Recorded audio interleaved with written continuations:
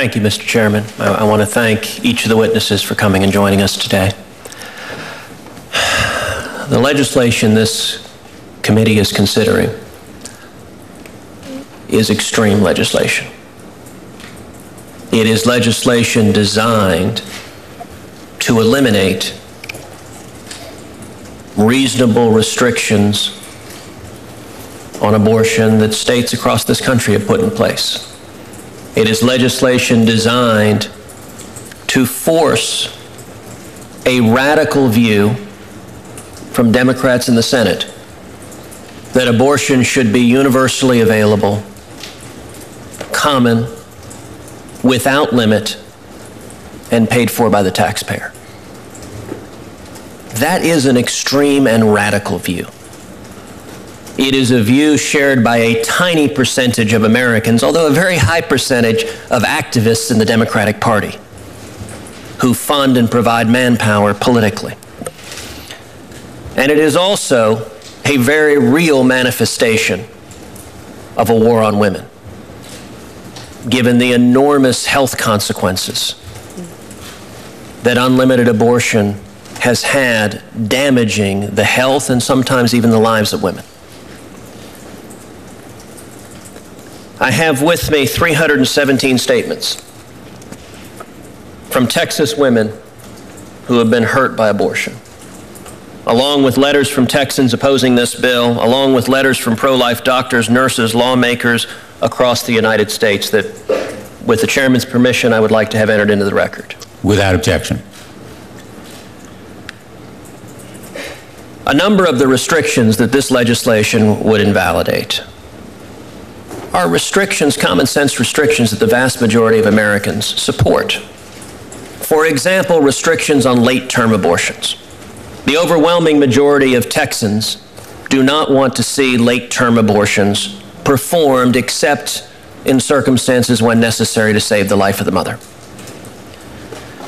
And yet, the United States' laws and the law that would be reflected in this bill is extreme by any measure. Today, the United States is one of 7 countries in the world that permits abortion after 20 weeks.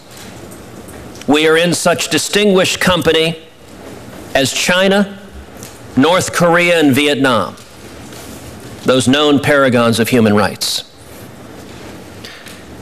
If you look at some other countries across the world, in France, abortion is prohibited after 12 weeks.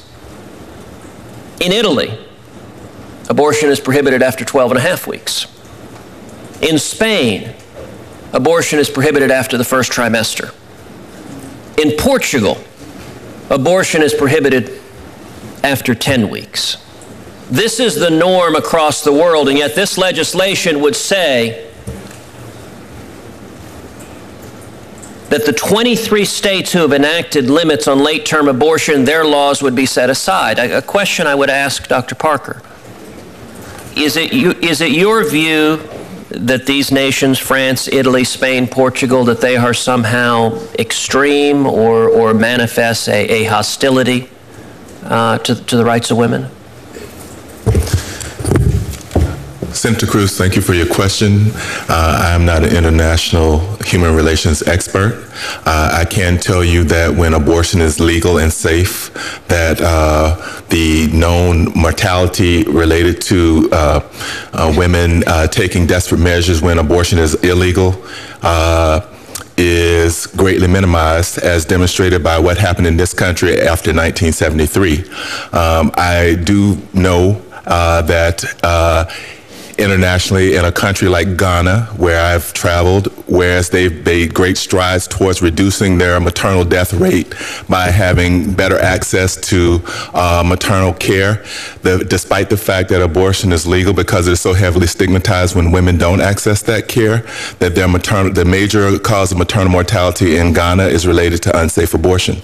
So if the access to legal and safe services for a reality for women like an unplanned pregnancy or a wanted lethally flawed pregnancy reflects human rights values, then countries that restrict that we would have to question their commitment to the humanity and safety of the women in their populations. Well, thank you for your views, Dr. Parker. I would note that the suggestion that somehow France or Italy or Spain or Portugal or much of the civilized world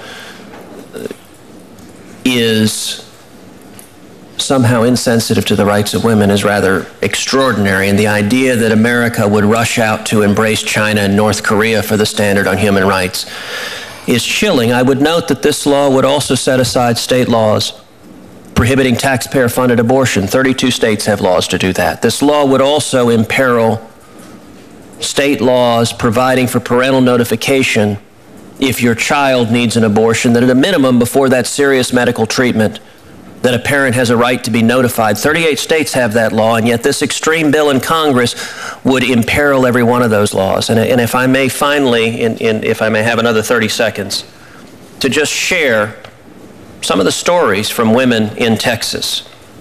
Nona submitted this story. She said, "I was told I just had a blob of tissue by Planned Parenthood after they did my pregnancy test and then referred me to a nearby abortion clinic.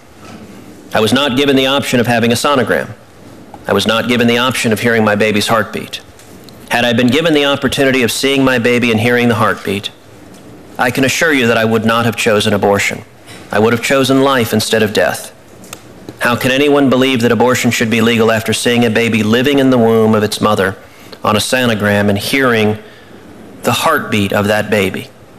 I felt I was pressured by Planned Parenthood because they told me that the best thing I could do was have an abortion since I was so young. I was 15 years old and still in high school. That abortion ruined any chance of me giving birth. As a result, I've had 5 miscarriages. 3 of them have been tubal pregnancies, requiring emergency surgery and were very near-death experiences. I have suffered from bouts of depression and attempted suicide, self-mutilation. My experience of emotional trauma after abortion is the same as millions of other women and their families. I have 317 statements, each as powerful as that in terms of the human consequences of what this legislation would produce. Thank you, Mr. Chairman. Thank you. Ms. Northrup, would